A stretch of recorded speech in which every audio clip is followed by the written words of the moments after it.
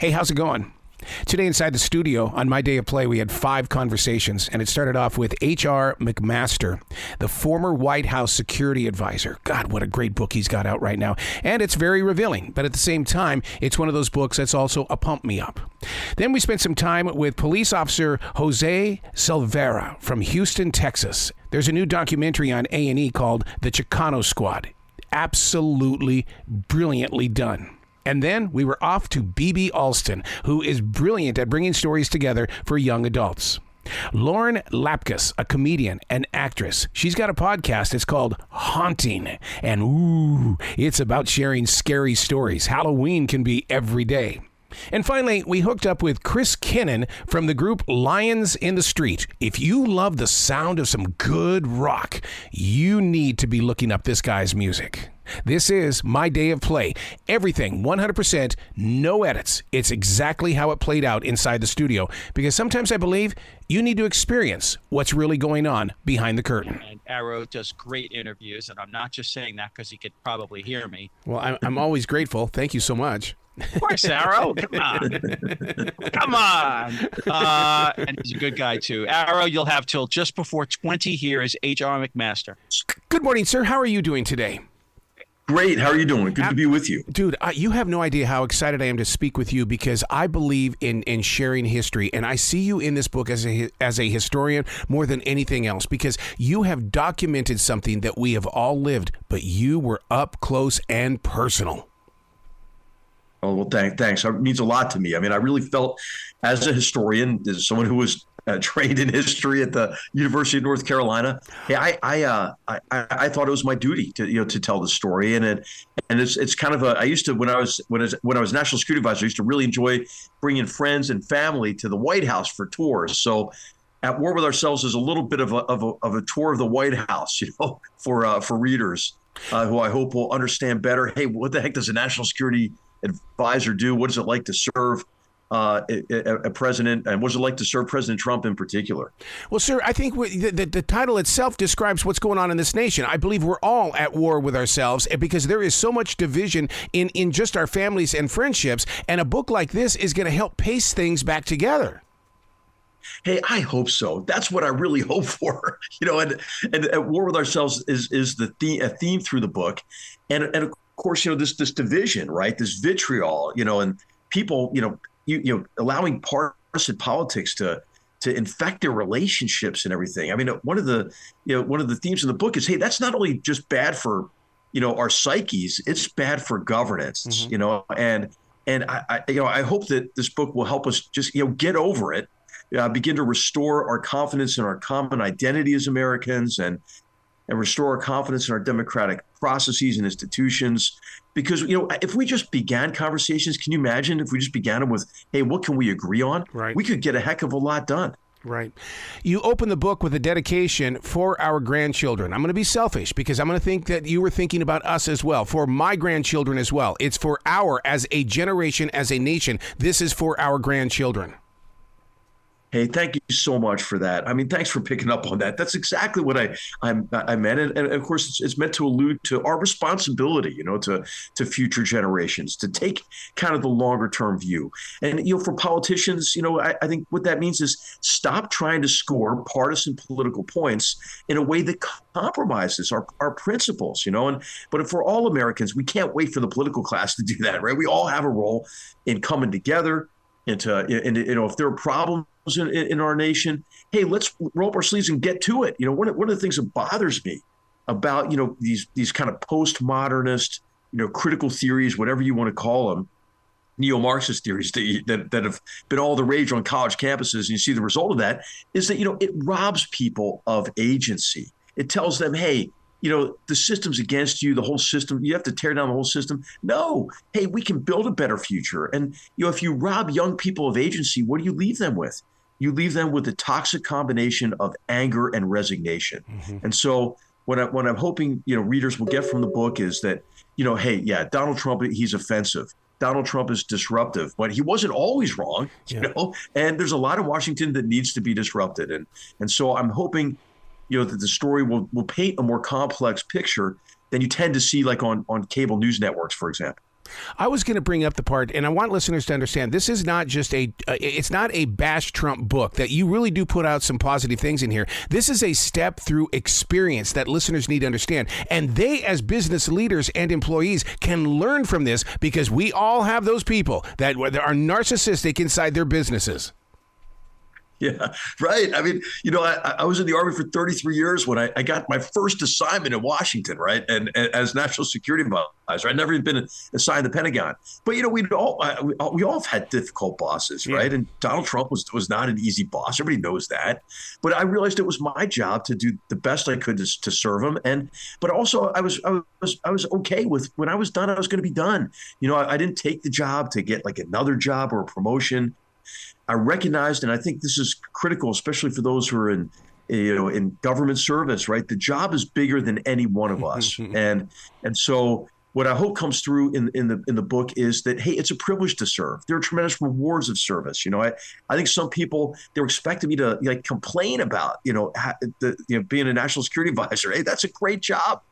It was a privilege to do it, but I was also at peace with, leaving when I did, because I realized that I wasn't going to be effective with Donald Trump any longer. Yeah. You start the book off by getting fired. I mean, is that just calling out the elephant in the room? Let's just get it over with. All right. Okay. I got fired. Blah, blah, blah. Let's get on with the real story here. Sure. And I use the Donald Trump phrase from The Apprentice. You're fired. Yes. Is the title of the chapter. That's what I was thinking of when I read it. I really did hear his voice. Hey, but I'm telling you, but actually, I thought a good friend of mine who's a novelist, he's fantastic. His name is Rhodes Fishburne. I recommend reading anything that he writes, because he's just such an elegant writer. And I was talking with him about the book, a couple years ago, and I had a lot of angst writing this book. I mean, writing about myself was difficult. Writing about my own experience was difficult.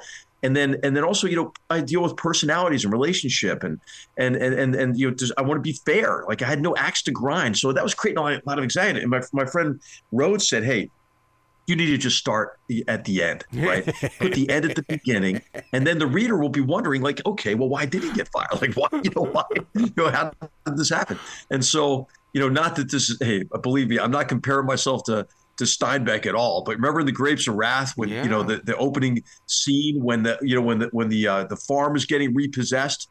And the guy comes out with a shotgun, and says, and the guy's like, "Hey, don't shoot me." And he goes, "Well, and then who do I shoot?" And then the whole book is about, how that terrible situation developed. So, hey, I that's what I wanted to do, was to sort of, have that kind of the end at the beginning, so readers wonder, okay, well, how did he get to that point? And the book is in part just that story, of the evolution of my relationship with President Trump. But really, it's a story more than anything, of how we got a heck of a lot done, in a White House that most people just described as, chaotic. Remember, the word chaos was used every other day, every other headline. And despite that chaos, I think we were able to transcend it to a certain extent and help the president put into place some significant and long overdue shifts in U.S. foreign policy and approach to national security.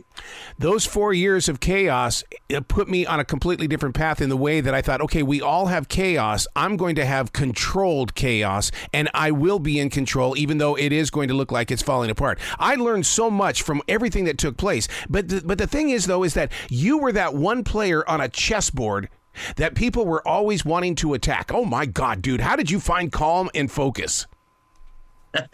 Hey, you just got to ignore it, right? I mean, the tells us at war with ourselves. And of course, I'm using the word war metaphorically. But I had been in real wars, with real bullets. And, you realize that there are certain emotions when you're in combat that just aren't useful. Fear is not a useful emotion because you have to overcome fear and act against your enemy. But also, regret's not a useful, self-pity certainly not useful. So for me, it was a focus on the mission, and from a perspective of kind of Stoic philosophy, right? If you focus on what you can control, you can get a lot done. If I couldn't control it, I just tried my best to ignore it. Yeah. One of the things that it really exposes your heart is right there in the beginning with the notes to the reader. I mean, how long did that take you to write? Because you take both sides of the fence on this, and you allow everybody to step inside your pages. Yeah, I wanted to really be clear about it up front. It took me I think probably 2 minutes to write that because it was after the book was finished, and I thought, what would I want to say to my friends, my family, before they read this story, and so it's just a few paragraphs and about really why I wrote the book, what the book is, but also what the book is not. Right? I mean, it's not a condemnation. It's not a warning. Some people wanted it to be a warning. My editor even is a fantastic guy, Sean Desmond. He said, this book needs to be a warning. I said, no, Sean, man, this book is meant to inform, not to warn. And I wanted to maintain that throughout the book. I want readers to make their own judgments, his or her own judgment. I mean, I'm not going to tell, and nobody needs, a washed up general to tell you what to think or how to vote. So I hope that the book, that tenor, that tone carries through the book. Yeah. Where can people go to find out more about you, sir, and to give you a lot of love, because you are a leader in this moment of now? Well, that's so kind of you. I am privileged to serve at the Hoover Institution. I'm a participant on a podcast called the Goodfellows podcast. Nice. But also I produce a podcast called Battlegrounds. It's long format interviews with world leaders. And I'm kind of hoping that along with this book, as you alluded to, that I can't thank you enough for this description of it. Everything I do is meant to try to bring Americans together and to help restore our confidence in who we are, and create an environment in which we can work together to build a better future. Wow. Well, please come back to this show anytime in the future. The door is always going to be open for you. Hey, thank you so much. I really enjoyed our conversation. You be brilliant today, okay, sir? All right. Hey, thanks so much. Take care. Hey, good morning, Earl. You'll have 10 minutes for this, so please be out at 39, okay? Absolutely. Thank you so much. Thank you. And if you please just go ahead and say hello so Arrow knows he has you. Good morning, Mr. Arrow. Hello and good morning, Jose. How are you doing today? I'm doing fine, sir. Thank you for allowing me to be here with you. Oh, I'm blessed to speak with you because you are a pioneer. And first, before we even get started, thank you for your service to not only the Houston area, but to this nation. Well, thank you, sir. I've experienced the Chicano Squad. I was blown away by just the camaraderie. I mean, the fact that you guys had breakfast together every single day opened up my heart to, wow, teamwork really does exist. Yes, sir. We still stick together. We work together. It's a tight, unique group, and that contributes to our success. Speaking of tight, oh my God, instantly I'm reminded of how big your first office was. Are you kidding me? How were you supposed to work out of that office? Well, that's the facilities they gave us to work because apparently they didn't think we were going to do such a good job. And there was only 5 of us that were there. Later on, it expanded, but we're there to work cases. You took on something that a lot of us, we don't think of until the moment exists, and that is learning how to translate the different languages. And for Houston to step up and do their job the way that they did, all of a sudden there was a connection with the community, and you were part of that story. Yes, I feel privileged to have been bilingual and privileged to have been able to help my community by using the language skills that I have. Learning how to investigate. I mean, you had to really, because you guys were just beginners. I mean, you were just getting into the journey, and all of a sudden it's like, oh, I guess we're going to investigate all of these mysterious murders. Yes, that's true. When we got there, they had a large number of unsolved Hispanic murders. The third day we got there, we each assigned 5 murders to each of us, and we went out and just started doing the work. When you faced the walls that you did, how did you guys find your calm? Because I understand the fact that every day you might have a moment of fear, but you can't go into fear. You've got to be able to lead in your community. How were you able to do that? Well, police work is not easy. Mm-hmm. Sometimes you make some split-second decisions, but we had a hard-working group of men that I work with. I take my hats off to my partners that work with me, Ray Gonzalez, Mosqueda, Bobby Gatewood, UP Hernandez, Jim Montero. These guys are great. They're great partners. They all came in with the right attitude to go work and get it done. Were you part of the production of this? Because, I mean, with, you know, the Chicano Squad on A&E, the way that it's laid out is that we get to know each and every one of you on an individual basis. And I love the pacing and the laying out of this story. Well, like I said, each one of us got a separate story because we all work separate cases, but we got the job done, and I'm grateful for that. We're able to serve our community. You know, one of the things that kind of shocked me was the opening scenes of it, and that was that it took place back in the 1970s. And it's like, oh my God, it's taken this long to surface into our storyline?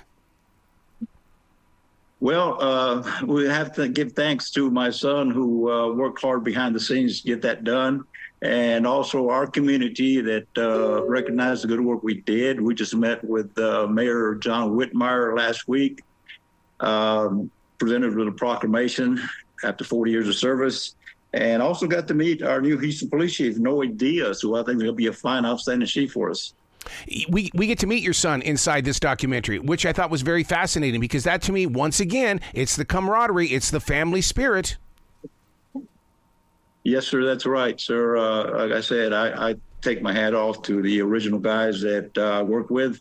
We were the original squad. We were groundbreaking, and it's great to know that the story is now being told so that our people behind us, our youth, can maybe benefit from it and say, yes, we can. Well, I'll tell you what, here's the reason why I'm deeply affected by this story, because there is change in our country. We openly can speak about that. And the thing is that I have an essential job where I'm speaking with other people from other countries, learning from you guys and how you built that connection with people. It teaches me as an everyday person how to handle situations. Well, every case was different. We handled each case with the strong desire to get it done and bring closure to the families that were affected. And not only did we work homicide, but we were there. We handled, and I feel privileged to have handled the rapes, robberies, kidnappings, and all sorts of other cases in my career. And the Chicano Squad fellows that I work with, we were pretty much lucky to have experienced all those different type of investigations we did. How were you able to get so much film on this? Because, I mean, were those cameras in front of you at all times? I mean, we're talking, like I said, the 1970s. I mean, it wasn't about social media at that time, but yet here's all of this footage. Yeah, well, there's a lot of history there. There was a lot of media coverage back then. Now I look back and realize what a job these 5 original guys did, because we were groundbreaking. I had no idea we were going to be here this day today, celebrating 45 years of successful police work. Do they still have you out on a speaking tour to speak with other police forces across the nation? Yes, sir, and I feel privileged to talk to other police agencies, because I see that the program or the group that we set up, it's being followed by other agencies. I'm still a police officer after 50 years, and wow. I do have contact with other agencies, and I see that the work we did is now being practiced, and it reflects back on the work that we did. How are you able to access so much information to solve these crimes in Houston? Because, I mean, I love the expressions when you guys were getting answers to areas where people just weren't even thinking about it, but yet you guys broke through those barriers. Well, we pretty much grew up in the community. Okay. My Hispanic heritage helped me a lot. I understood what the community was, and I somewhat understood the dilemma that they had and how they mistrust the police department. Do you think this documentary is going to change people? Because, I mean, it changed me, a regular everyday guy that just happens to have a radio show. This documentary is going to be a great information for our community. I think it's great community service for our community, mm-hmm. and they're going to see what police officers' personal lives are affected by the police work that we do and how it affects our lives, and hopefully it'd be a positive for our community that will understand the police department a lot better. You are so right about that, in the way that we don't ever really get to hear the real story of the police officers. And all we get is the bad news, which is on the front page of the newspaper. But yet this right here, this is a 2-night event on A&E, and it really does open up our hearts to respect, as well as maybe invite people to also walk on this journey that you have. Yes, sir. And I tell you what, I'm really grateful to A&E for presenting our story. I am grateful for Mario Diaz, who was our director, Ms. De Los Santos, the producer, Mr. Lawrence Biner, and Mr. Kevin Brown, who did a lot of work to make this possible. One of the things that the Chicano Squad faced was a corrupt police union. Now, that right there in itself would force people to go in their own directions or to shy away from even getting involved. But you guys were able to still get the job done. Yes, sir. There was a little bit of controversy, but we worked past it, and here we are today. It's a positive for our police department. It's a positive for all law enforcement, and that's where we're going. We're going forward. Wow. Where can somebody go to find out more about the Chicano Squad? You guys, that's what we want to know. We want to know about you guys. Where can we go? Well, you can watch the premiere that's going to air Labor Day at 9 o'clock A&E. And like I said, you'll be able to see more, not only the police work that we did, but you're going to see some emotions that we faced as being police officers. It's going to be good for you. You're going to understand police work a lot. Wow. More once you see this. Please come back to this show anytime in the future. The door is always going to be open for you, sir. And I appreciate that so much, sir. And thank you for having me. Well, you be brilliant today, okay? Yes, sir. Thank you. Thank you. Hello and good morning, everybody. Good morning, Arrow. How are you this morning? Well, if it's not the Chiefs' #1 fan, and she's getting ready for the big old weekend. Oh, yeah. Yeah. Did I tell you I was going to the game in Atlanta? I can't wait. Wow, you're going to come down through the South? Yes. Is that going to take you through Charlotte, or are you going to go through Tennessee? I think we're going through Tennessee. All right. I get it. We're going through Tennessee. You don't want to come through Panther country. I get it. Before. I get it. You don't want to. Yes, I do. I would love to come down there. Yes, I do. I don't know if we play them or not. Wow. I wish we did. If we did, I'd be down there. There you go. Well, you're taking on the Dirty Birds this weekend, huh? I don't trust Atlanta. Those Falcons. You don't? No, because they're nasty to us. They're nasty. Well, we'll see. We'll see what happens. We might, I don't know. You know what happened last year when we played the Lions? I think they were just too hyped or whatever, and we lost that first game. Yeah, you tell that Mahomes to quit. You tell that Mahomes to quit throwing that ball behind his back. That's not good football. I know. That was too funny. I saw that. Oh, it was brilliant. It was very brilliant. I thought, oh my God, basketball has come to football. Right. He's amazing though. I love him. He keeps Kansas City going. He really does. But yeah, if we play the plant, whenever we do, I'll be down there. All right. Will. We'll have to get together for some Southern barbecue. Oh, good. We'll get together for lunch. Yeah. Yes, that sounds wonderful. So today, I think you've talked to BB before, right? I'm sure I have. Yeah, because I recognize the book cover itself says I've been there before. Okay. So this is going to be, let's see, you have until about 9:59, 10 o'clock, whatever. Beautiful. And you're going to want time, so let me go to my program log. Why I haven't done that yet. Okay. I've got BB on Friday morning. That'd be the 30th. Okay, 8:30, 2024. Okay, that'll work for me. All right, and he is ready. Hold on. All right, and go Panthers. Go Chiefs then. All right, Errol, have a good one. Hold on.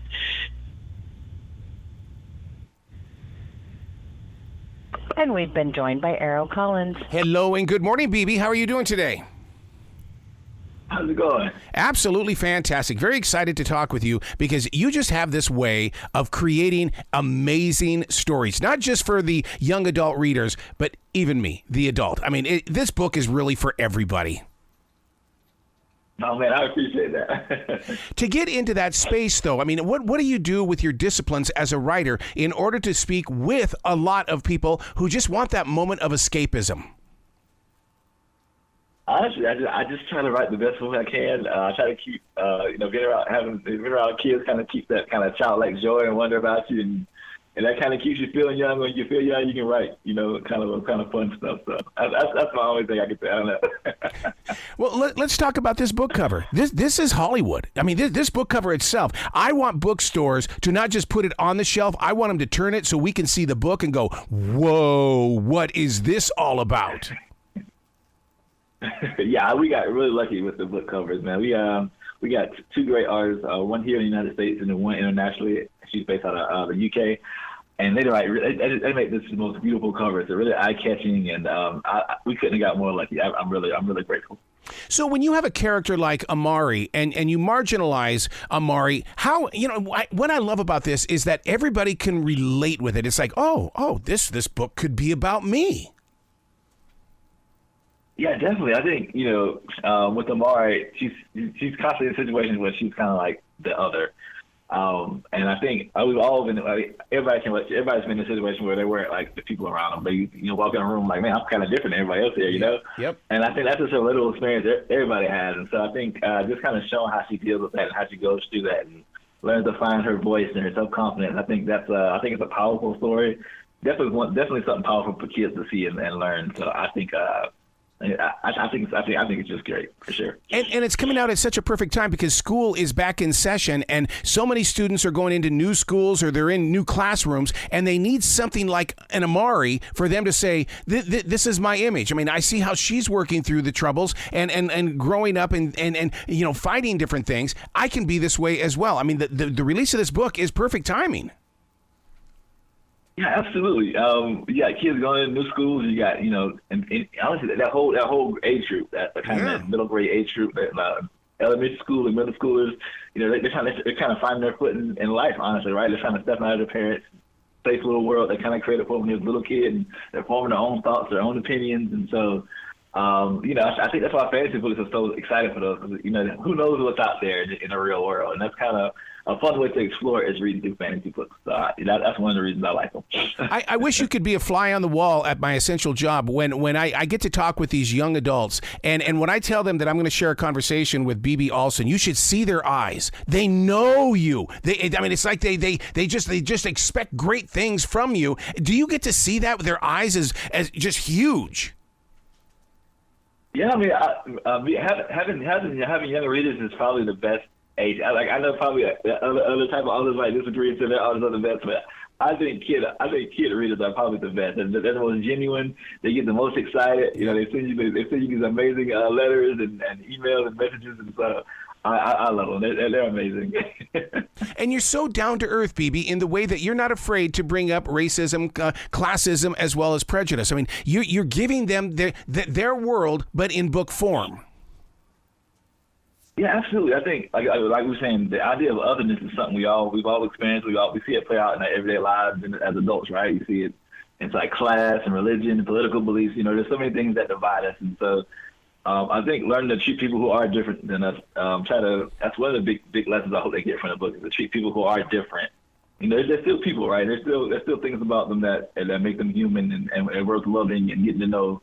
And so I hope that comes through in the book. Yeah, it does, because Amari is, even though Amari is the chosen one, it's not an overnight sensation chosen one. I mean, you allow us to experience the journey, the challenges, and the changes that Amari goes through.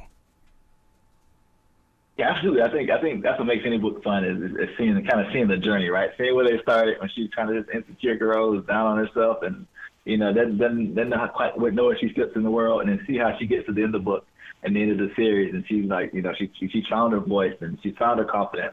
I think that just makes for a great story, and I hope people get to read that and feel that too.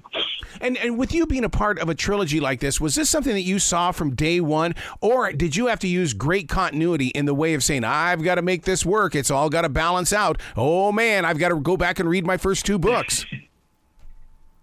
Well, it's funny you say that, because I'm terrible about remembering details. I'm going to make like a notebook full of like all the details. I have the worst memory. So I got like a notebook with all like the little details and stuff that keeps me on track. But yeah, you definitely have to plan out in advance. Otherwise you'll get stuck or you get lost in the weeds. And that's going to be 2 more books now. So hopefully the readers will stick with me. Wow. I just don't, because I've written books, but I've never written, like a follow-up book or anything like that, because I'm always afraid that people want to know everything right now. And you're proving to other writers that you don't have to do everything right now. Yeah, I think the key is the kind of give them an arc, but just leave a couple of things unanswered, and I think that's what keeps it coming back from a book two. I didn't find that balance is tricky because if you don't answer enough questions, they're unsatisfied, and if you answer too many questions, then there's no reason to read the second book. So I think finding that balance is key. Well, one of the reasons why my wife, who is a school teacher, loves reading about Amari is that she's always telling me there are Easter eggs in there. I'm not going to tell you where they are. You've got to find them yourself. And it does. It puts me on that page to where I'm always very interested on where you're taking me as that author. Yeah, definitely. I think I like having little jokes just for that only adults will get. Like there's a tax joke I think in the first book. Like I don't think many kids are gonna understand a tax joke, but I know adults will get a kick out of that, and so I try to sprinkle a little something for everybody in there. So now, because there is so much excitement and adventure, what are you experiencing when your fingers are on that keyboard? Because I mean, it hasn't even reached us yet, so you've got to be laughing. You got to be on the edge with anxiety and stuff like that as well when you're just building the story. Yeah, definitely. I think I try to write a story for myself first and foremost, right? To find something that I enjoy, I think is humorous, I think is exciting, and you just have to hope that translates to the reader. And so far I've been able to do that, and I hope that comes across in the story. If that moment comes when you get that phone call from Hollywood, would you make this an animation, or would you have real people acting out the part of Amari?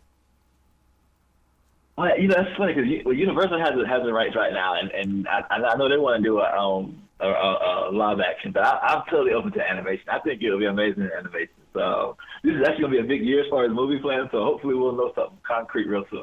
Oh, I hope so too, because you've definitely got that. But when you relinquish your story to Hollywood, though, I mean, do they get to change it, or is it has to stay 100% yours? Oh man! Well, once you sign it over, it's kind of theirs to do what they want with. I mean, the most you can do is kind of like just try to find people who kind of have the same vision you have, or but yeah, once you sign those documents, it's kind of theirs to do what they want with, because they're the ones kind of putting the money and the investment into it. So it's really important to find people who share the same vision and that. And honestly, I'm cool as long as the heart of the story is there. They can change the details as long as the heart is there. I think readers will be happy too. What is your daily writing discipline? I mean, I have to be up at 7 a.m. every day to put my pen to paper. What is your discipline or writing time? Definitely. I definitely have to do it first thing in the morning, because if I wait till the afternoon, I start to get sleepy and distracted. It's nothing I get done. So if I don't do it first thing in the morning, it's a lost day for me. I'm there. Do you start off with the writing instrument, or do you go right to the computer? Well, a lot of times I'll get my cup of coffee first, and I'll kind of play on YouTube for like maybe 30 minutes, and then I'll have to get off and start going. Oh man, BB, that cup of coffee! I'm facing a big wall today because there was this brand new brand that was on sale. I bought it, and then I realized this morning it says decaf. It's like, what did I do to myself here? No.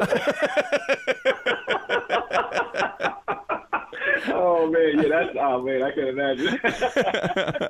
All right, where can people go to find out more about you, BB, and especially about Amari? You can get my website. It's bbaalston.com. You can find me on Twitter, or I think it's called X now, or Instagram at bb_Alston, and Amari's in bookstores everywhere. So yeah, just look me up. You got to come back to the show anytime in the future. You know the door is always going to be open for you, BB. Oh man, I'll be happy to. I love talking to you. Excellent. Well, you be brilliant today, okay? All right, man. I appreciate you. Bye-bye. 18 minutes. Okay, great. Good morning, Arrow. Hey, good morning. How are you doing? I'm good. How you doing? Absolutely fantastic, man. It's a fall day in the Carolinas. Yeah, it looks, I don't know what the temperature is, but it looks pretty nice out here on Long Island today. So let's keep it that way. All right, take it away, Arrow. You got a double today, so 18. Hello and good morning. Hi, Arrow. How are you doing today, Lauren? I'm good. How are you? Fantastic. Hold on. Wait a second. The lights are flickering. Your power is in my home. Yes. Oh, it really does work. You've got the power. I mean, I'm scared personally when I hear that. Yeah. No, it's me. I'm doing that. Oh my God. The way that you put this together, I'm so proud of you for putting some humor, some just great information and experiences in this podcast, because I can't break free of it. I want to hear their stories.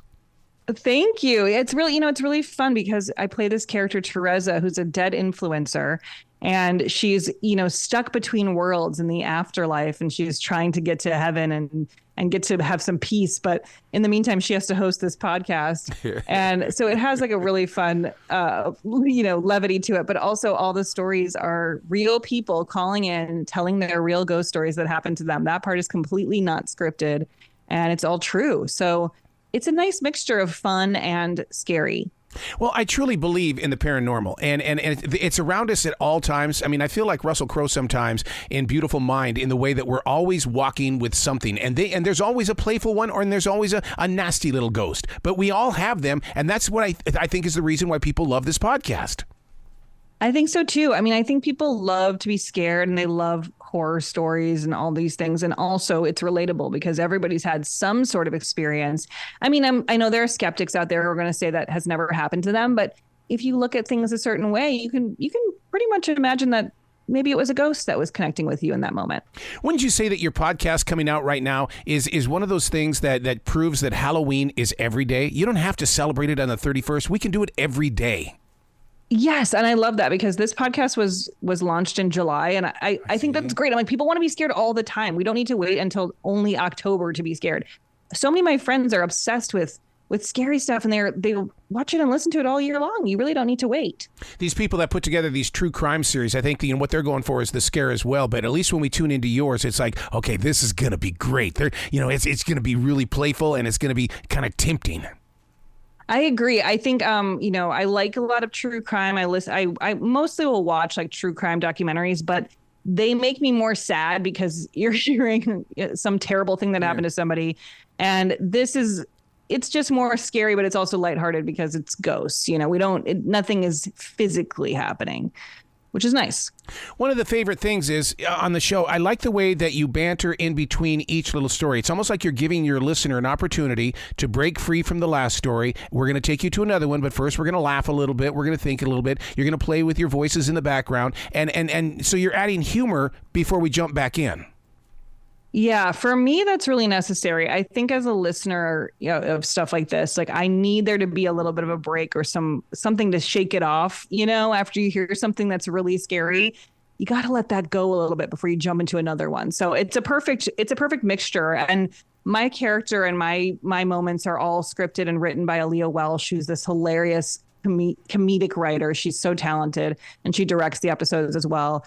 And she's just amazing. I love this character so much. It's so funny. And she created such a strong world for her that it's a really fun way to break up, all these scary stories that are actually going to make you feel nervous in your own home. So do you just walk into the studio and drop your tracks like a voiceover actor like we do? I mean, in the way that, okay, yes. Oh my God, what a great job. Oh my God. It's so fun. It's so fun. I love doing characters. I love doing voices. And because she wrote such a funny character, it's like it's all there. I mean, there's other jobs I've had where I'll improvise a lot within it and add a lot of my own humor. But her stuff is so funny that I just did not need to do that, which is a blast for me. So now let's talk about the name Teresa, because I mean, most people, and when they pick it up, and they're not educated on it yet, they're going to think Teresa. So where did Teresa come from? I think it's just that she's this influencer who has a little flair on her. So she wants her name to be a little unique sounding, like it's Teresa. And it's also fun to correct people about your name when you're like that. So I think that it's perfect. It's a perfect name for someone like that. God, there's going to be babies called Teresa. I guarantee it. Well, it makes me think of Teresa Caputo, the Long Island medium, who I love that show. Have you ever seen that show? I've talked with her. You have? I have, man. Oh, my God. Man, to get into a conversation with her, holy cow. I mean, she takes you to a level of thought that you walk out of it going, what the hell just hit me here? I bet. I mean, she's amazing. I love her reality show so much, but I know people who have paid money and gotten on long waiting lists to see her in real life. That's cool that you got to talk to her. So now what's going to happen to you? What are you going to do if Teresa becomes a medium as well? Because when you're messing around with ghosts like this, you're invited into that atmosphere. Now, I personally have no interest in being invited to that atmosphere, but if the character is, I can go there. I hope that by playing this character, I'm not unlocking something and getting into some world that I'm not ready for, because that would be a bad side effect of this, probably. See, because that's one of my biggest fears, because I do listen to the spirit guides and keepers that are around us, and I do believe this forest I live in is, I'm here because they guided me here. So that's why I'm asking you. You are in that moment of sharing these stories. That's true. That is true. I guess I'm kind of a conduit for the stories. I mean, I don't want to think about that because I'm scared. But yeah, I mean, maybe that's true. If there's any ghosts listening, I don't want any of what you are offering. So please go away. I mean, do you believe that you could just tell ghosts to go away? I think that is something that you can do. Like, I remember hearing you can like open windows and like kind of shoo them out, like you're free to leave. You are free to leave the space. All ghosts are free to leave my space right now. You can't be that nice to them. You got to be mean. You've got to really be mean, because I do that all the time. Just the other day, I was thinking about, oh my God, my sister always complained about her neck hurting. Well, mine's hurting. My brother had problems, and I've got his problems. I'm going, guys, I told you, you can stay, but if I start feeling injury, go. You've got to go. and that's the way it is. And I can't write at 2:00 in the morning, because the ghosts that are there at 2:00 in the morning, get out. I need to sleep, guys. Go now. No. I'll talk to you in the morning. Oh my God, that's too scary. It is scary. I definitely don't want to talk to a ghost at 2 a.m. That's too much. How did you? If I'm going to talk to them, I'd rather do it at noon. Oh, right. Even that's too early. How did you learn the art of theater of the mind? Because it really does feel like that I'm sitting here watching you while listening to you. Oh, that's so cool. I mean, I think years and years of acting, you get into this world where characters come to life. I love doing voice characters. I love performing on animated shows and podcasts. And so this is such a fit for me to play this character and bring her to life. It's really fun to create a world where you can't see anything, because I think it gives people, the opportunity to use your imagination. It's something we don't get to do enough today with the way we're so plugged into our phones. We're not letting our minds wander as we used to. Well, which is every reason why listeners should be listening to a podcast such as The Haunting on their way to work in the car, because it's entertaining, it's informing, and it's also, you still have a partner, because we all like camaraderie. Well, it's in this podcast. I feel that same way. I listen to podcasts in the car all the time. I love it. I feel like I'm connecting with, I feel like I'm having a conversation with somebody when I'm just sitting alone, because your mind, you want to participate in what they're talking about. And with this, it's almost like an audiobook, because you're getting like a full scary story that you get to imagine while it's happening. Yeah. Now, is that one of the reasons why you give listeners a chance to win things? Oh, well, people can submit their stories, which I'm very excited about. I mean, you can, if you are listening and you have a scary story, you can submit it hauntingthepodcast@gmail.com and be on the show, which is so cool. I mean, the stories come from far and wide. They're from anybody. If you're out there right now and you're like, oh, well, my story is actually really, really scary, please email us. Wow. What are you learning from this? Because, obviously you're listening to the stories. I mean, and that's filled with a lot of emotion, the way that they're doing it. Yeah, I mean, I'm learning that I'm very scared easily. I think that's my main takeaway. But I think it helps with that feeling of wonder in the world, where there's things that you can't explain, and I think it's more fun to look at the world that way and to imagine that there are things that we can't see that are happening around us. When people say like they don't believe in aliens, I feel like that's really closed-minded, because we have no idea what's happening in the universe out there. And this is in that same, on that same page. Ghosts are something that we haven't quite figured out, and there's a lot of people who are really dedicated to studying them and finding them. And I think these moments that happen just naturally in life are really fascinating. It's an interesting little little view into that world. There are so many hooks on this podcast in the way that, first of all, a dead influencer. Teresa is a dead influencer. I can see people going to a Halloween party and they are, I'm a dead influencer. What? Wouldn't that'd be so fun? You could put a whole Instagram border around your body and then have like zombie makeup and like you're taking a selfie and then everyone you meet you take a selfie with. That's a fun costume. I like that. but as a listener, I envision that you are dressed up, that you are playing this character and you've got makeup on and you've got wild hair and all that. Oh, yeah. She's a fully formed person. I mean, I think Aaliyah, who wrote this, she's so talented and she really created this like complete character who has a full life and backstory and personality. And I mean, I love that. I love that what you're picturing. I like to imagine that she's real somewhere in the liminal space. Inside your creative imagination, and because actors they always say that if you see an actor at a restaurant in Los Angeles, that's an unemployed actor, and that they're always looking for something. But a podcast like this, I think you're going to get 1,000, maybe even 2,000 or 3,000 episodes out of this. This is long term for you. Oh, that would be great. I mean, it does feel like it can go forever because people constantly have these stories and there's so many to mine from. So I would love that. As an actor, I would love to continue to have a job for a long time. That sounds really fun. Because, in a really cool way, you're taking a listener's journey or experience and you're helping them set it free by putting it out there. Because it's no longer hidden in a book, a journal underneath the bed or up in the attic. Because people that go through this stuff go through the experience and then keep it to themselves. You're inviting people to let it go.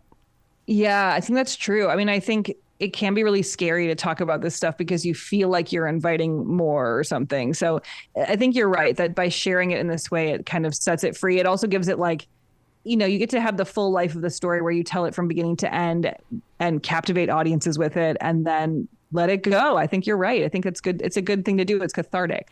Do you get to hear the stories before you drop your vocal tracks? Yeah, they send me stories or they also send me the handwritten, the written version, the typed out version, because sometimes it's too much for me to listen to. Actually hearing people tell it, I get scared. But even reading it can be scary too. Reading a scary story, maybe that's even worse. I don't know, because you're imbuing it with your own level of imagination on top of the not even hearing a voice doing it. So I sometimes read them and I sometimes listen to them, but I do get to hear them in advance. I'm glad you talked about the reading, because one of the things that I've loved about iHeartRadio is that the transcripts are there. You can sit there and be listening to it and reading it as well. And that this way I don't have to hit rewind as often as I used to, because you're right. I like to read it as well as listen to it. Yeah. I mean, I think that's great that they offer that. Do you find yourself doing other podcasts? I mean, now that you've realized, oh my God, this is a real authentic stage. This isn't a bunch of people that are out for a hobby. Oh, yeah. No, I'm actually pretty big in the podcast world. I have a few podcasts. I have a podcast called Freedom with my friends Scott Aukerman and Paul F. Tompkins. We're all comedians and we tell stories from our lives and just talk about what's going on and we play games. It's a really fun show. And then I have a podcast with Nicole Byer, who's the host of Nailed It on Netflix, that show where people make gross cakes. She's so funny. She's a hilarious comedian. We host a show called Newcomers where we watch extremely popular movies that we have somehow never seen. So each season is a whole new subject. So we started with Star Wars because we found out that we both had never seen Star Wars. And we're like, should we do a podcast of this where we watch Star Wars and talk about it? And it became a thing. So we did Lord of the Rings. We did Tyler Perry movies. We've done Fast and the Furious. We did all of Batman. And we're currently doing we did all of Martin Scorsese movies. We'd never seen Martin Scorsese movies. So like it's a whole range of what we will watch and talk about, and we'll, analyze and give our opinions. And our opinions are usually ridiculous because we're coming to these movies so late in life that we're like, why is Star Wars like this? And everyone's like, it's been around for a million years. Why are you just catching on to this now? And we're currently doing sports movies that are really popular, like Rudy and Challengers. We're all over the place. So it's really, really fun.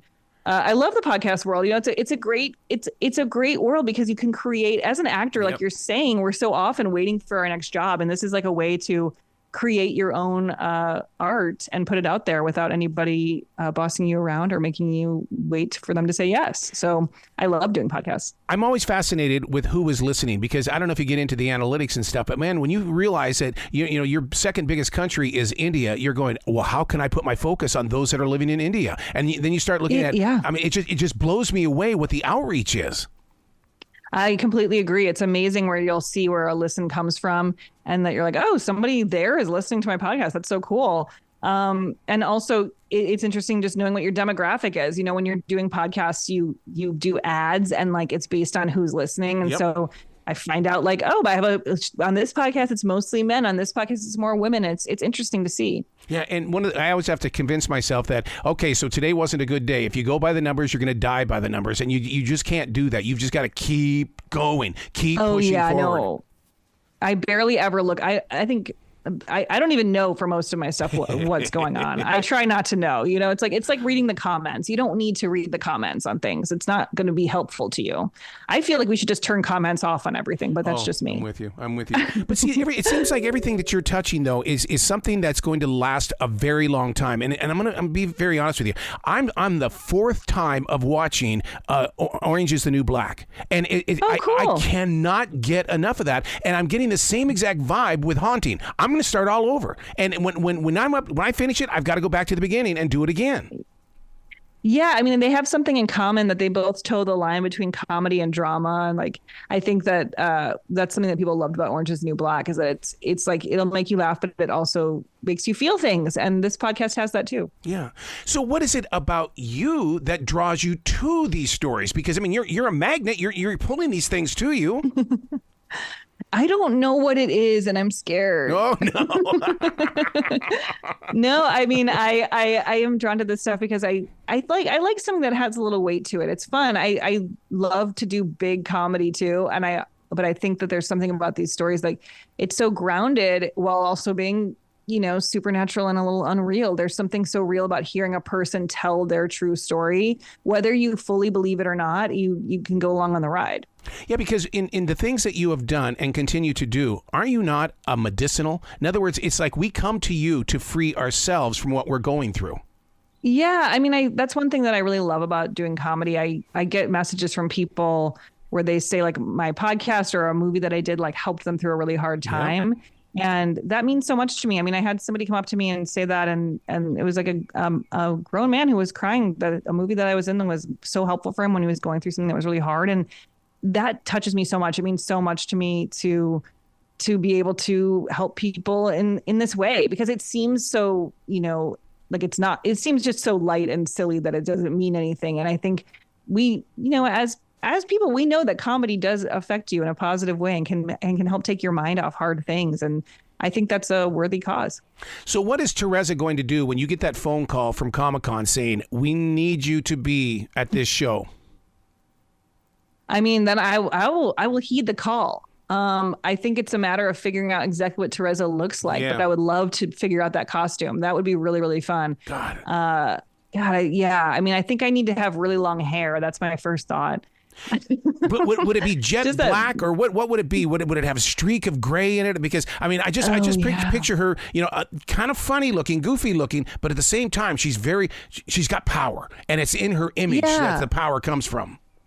Well, you know, I think she's an influencer, so she definitely has that air of wanting to look perfect, but she's not perfect, as we can hear on the show. So, yeah, I mean, I think the streak of gray seems like it would be something that would happen after you die. Like, you know, she's got her look down, she dyes her hair, she makes herself look perfect. But then when she is in the afterlife, then things start to go a little bit out of her control. That'd be fun. God. All right, where can people go to find out more about you, Lauren? And the thing is, and Teresa, because I want people to really fall in love with Teresa. Yeah, so you can find me on Instagram at Lauren Lapkus and follow along with what I'm up to.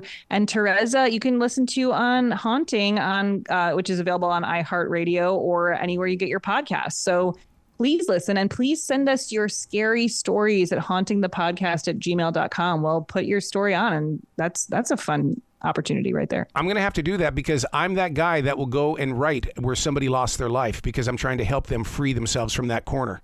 And wow. And the journeys that you go through afterwards and the transitions, I've got to get in touch with you.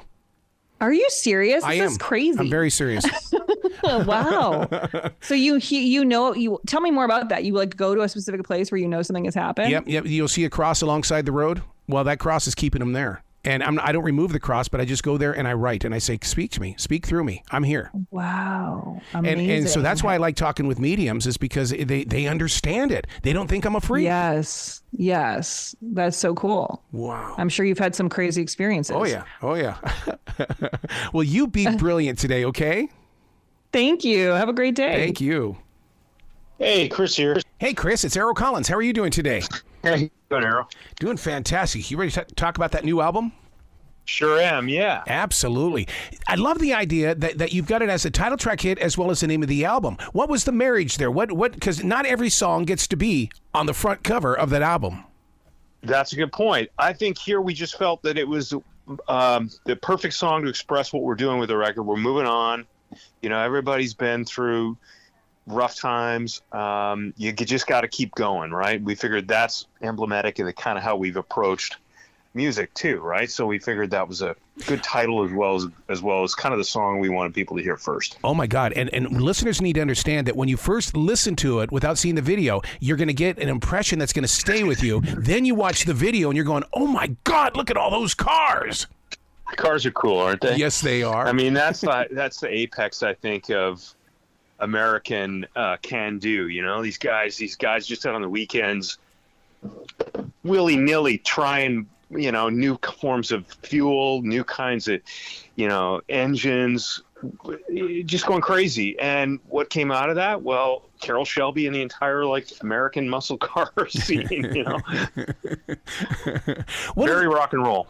One of the things that you guys do is that you love to play with your sound, just like guys like to play with their cars. Because I mean, you guys really dig in there with some nasty blues and some jump, some country boogie, and I mean, I love that you're creating your own genre. Yeah, you got to take the pieces, you got to take the influences that are out there, and then you play it your own way. And that's just, you're right. It's a lot like making cars. Yeah. I grew up in the state of Montana, so I was constantly surrounded by Canadian musicians. And I've always told people in radio that, you know, why aren't we playing more Canadian artists? And because, I mean, even with Chilliwack, I mean, why didn't the nation embrace that Canadian band? What a great singer he was too, especially. Hey, I think of that song "Arms and Mary." It wasn't their song; they covered that song. One of the great '70s ballads. No one in America really knows it. I know it's great. They were a great band. I don't know. Sometimes, you know, Canadian rock has got its own thing. Sometimes they got their CanCon rules on radio, so they kind of fill their boots with their own stuff, and sometimes that's at the expense of better music, frankly. But sometimes the good Canadian stuff doesn't make it down here. Yeah, yeah. What about Lions in the Street? I mean, to get you to even come into the South, how do we do that? Well, right now we're partly based in San Diego, so we're kind of straddling the border, so to speak, here. So it's pretty good. We're all West Coast though, so there's a lot of continuity between BC and California, you know. Do you find yourself, I'm kind of, how do I put this into words? Do you find yourself recognizing that the regions are very much alive like they used to be? In other words, being West Coast, being, you know, from the Pacific Northwest, everybody is developing their own sight and sound again. Oh, it's absolutely true. And I think a part of that is because of inflation, which makes touring really hard, especially on the West Coast. You know, if you're from Montana, you know how big Western North America is, right? It's huge. And it's not like the East Coast where these bands go between, you know, they got 40, 50 different venues between New York and New Jersey and Connecticut, you know. West Coast, you got to drive a long ways. Even between LA and San Fran, it's like, you know, 2 states worth of driving to get there. So I think as things get more expensive, touring gets a little harder, you find more of that, more regionalism, which is great. Even if you were to float across the state of Montana, I would love to see Sean Casey, because he'd probably be sitting there playing with that guitar looking for new riffs. Yeah, he definitely would. He's the riff master, that guy. I don't know, something about the Irish. They get like Rory Gallagher and all those guys. They get the riffs. Well, to me, it goes along with the limericks, because they've got that beat already inside their head. Now, what are we going to do in between the beats? That's very true. That's very true. Funny. Do you guys piece part your music in the way that it's like he'll come up with a riff, he puts it away for a while, and then you'll come back to it months later? Or are you working on lyrics the same way? Yeah, I find lyrics are the last thing. Like we work. I always say this about rock and roll. You know, to do run, run, run, to do run, run is a great song. Nobody really cares about the lyrics. The lyrics just have to fit the song. As long as the lyrics fit the song, That's all that matters. So we focus mostly on the melody and the music, and then the lyrics come last. Not that they're uninspired, but it's just that they take a little longer, like you've heard Keith Richards talk about this too. It's the consonants and the sounds that the melody requires. You have to fit the words into that. It's like a puzzle more than poetry. See, I'm totally with you on that, because I love looking at people's books when they're in the studio and they rewrite some lyrics right on the spot. And it's like, and it can be a painful moment where you're going, but this is what I want to say. Yeah, but it's not coming across that way. That's right. Yeah, it doesn't work. It sounds bad. Yeah, that's funny. Do you miss those days being in a garage band? Because I still have photographs of my band way back in the 1970s, and I look at it and I feel like it's still very much alive in my soul. Oh, for sure. That's why if you notice a lot of those Instagram sites that there's one, I forget the name of it, it's called Underground Scene or something, Forgotten Scene. And it's all these pictures that people send in of themselves in garages in any era, 50s, 60s, 70s, 80s, 90s, modern ones too, playing music. It's timeless. It really is, because I think everybody, it's almost entrepreneurial, right? It's like these guys who you're not getting paid. You're doing it for the love of the game. It's like amateur sports or something. You just, you do it because you love it, and that's why people return to it. Oh, yeah. It was like us. Well, Becky Ziske lived about 3 houses down. We needed her to come up to the garage, so we would just crank it up a little bit louder. There you go. How did you define the art and really kind of grow with the art of every instrument being in its rightful place? It becomes part of the story, especially when you toss in that harmonica. I mean, you've got everything there, and I can hear it all.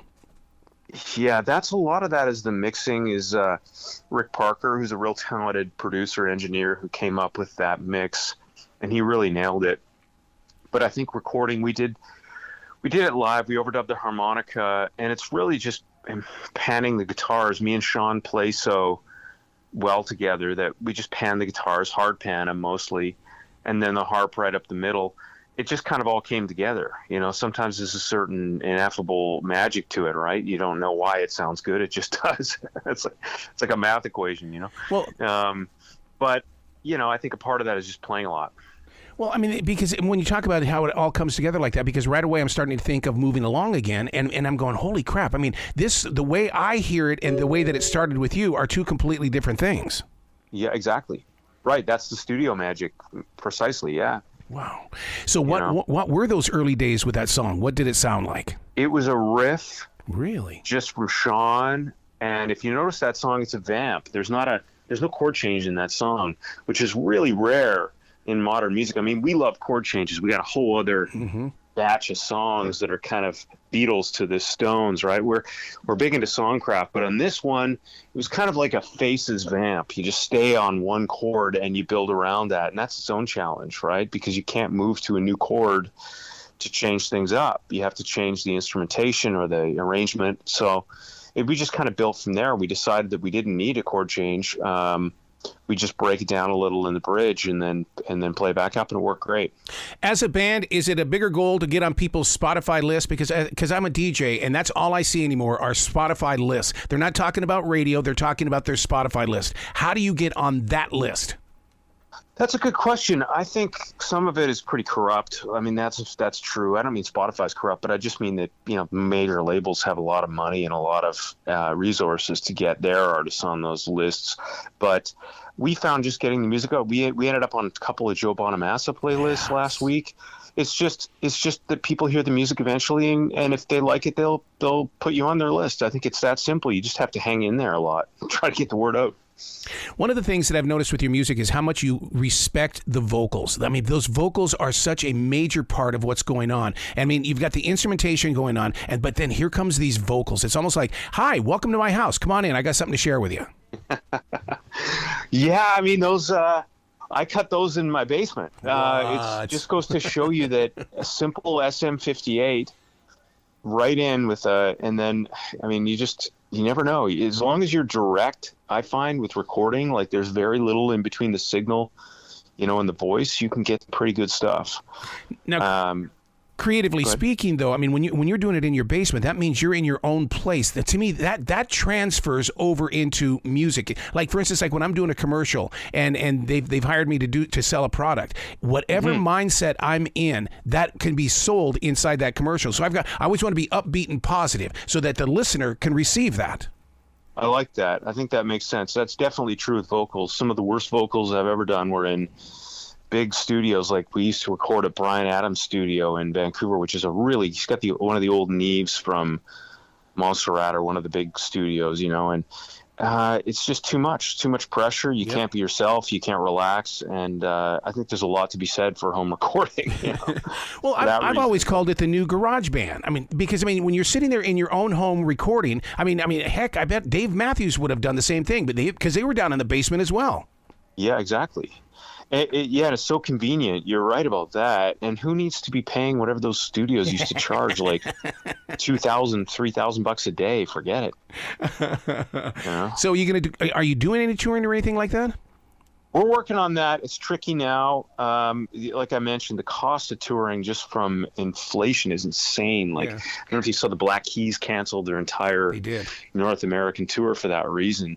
And lots of other acts just aren't going on the road. We're looking at some regional dates here in Southern California. It's really easy to get to LA and Vancouver as well. But that's definitely work in progress here.